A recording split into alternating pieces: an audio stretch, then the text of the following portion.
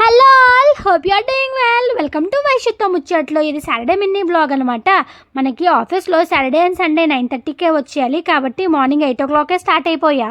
And ఆఫీస్కి వెళ్ళేసరికి కరెక్ట్గా 9:30 అయితే అయ్యింది. మార్నింగ్ ఇంట్లో స్టోర్స్ అన్ని కంప్లీట్ చేసుకున్నా.